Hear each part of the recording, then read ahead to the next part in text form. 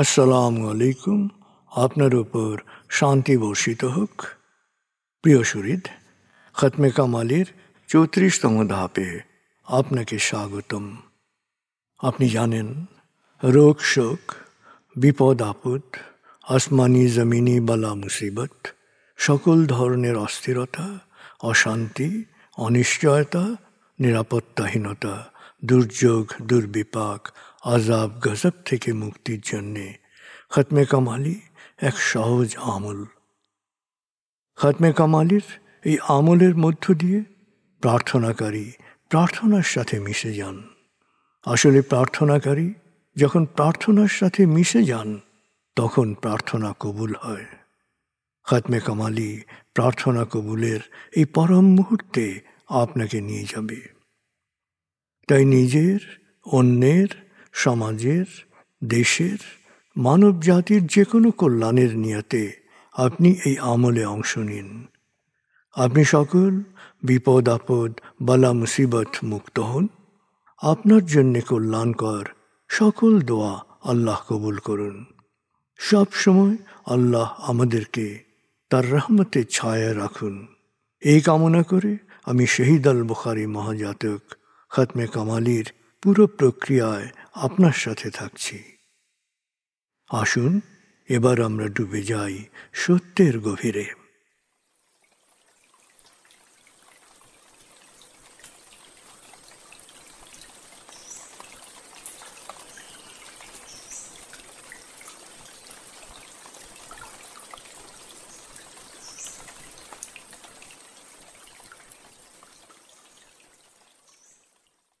হে আল্লাহ, বিতাড়িত শয়তান থেকে আমি তোমার আশ্রয় প্রার্থনা করছি। দয়াময় মেহেরবান আল্লাহর নামে। আয়াতুল মুলক। হে আল্লাহ, সকল ক্ষমতার মালিক, তুমি যাকে ইচ্ছা ক্ষমতা দান করো, যাকে ইচ্ছা ক্ষমতাচ্যুত করো, যাকে ইচ্ছা সম্মানিত করো, যাকে ইচ্ছা অপমানিত করো। তুমি সর্বশক্তিমান, সকল কল্যাণ ও মঙ্গলের আধার। তুমি দিনকে ছোট করে বড় করো রাত, আবার রাতকে ছোট করে বড় করো দিন। তুমি প্রাণহীনে দাও প্রাণ, আর প্রাণবন্তকে করো প্রাণহীন। তুমি যাকে চাও বেহিসাব রিজিক দান করো। সূরা আলে ইমরান আয়াত 26-27। আয়াতুল কুরসি। আল্লাহ ছাড়া কোনো উপাস্য নেই। তিনি শাশ্বত, চিরঞ্জীব, বিশ্ব প্রকৃতির সর্বসত্তার ধারক। তিনি তন্দ্রা নিদ্রাহীন, সদা সজাগ, মহাকাশ ও পৃথিবীর সব কিছুর মালিক। তার সদয় অনুমতি ছাড়া তার কাছে সুপারিশ করার সাধ্য কারো নেই। দৃশ্যমান বা দৃশ্য, অতীত বা ভবিষ্যৎ, সৃষ্টির সব কিছুই তিনি জানেন। তিনি যতটুকু জানাবেন, এর বাইরে তার জ্ঞানের সীমানা সম্পর্কে ধারণা করা কারো পক্ষেই সম্ভব নয়। তার আসন, তার কর্তৃত্ব পৃথিবী ও নভমণ্ডলের সর্বত্র বিস্তৃত, আর তার সংরক্ষণে তিনি অক্লান্ত। তিনি সর্বোচ্চ, সুমহান। সূরা বাকারা আয়াত 255।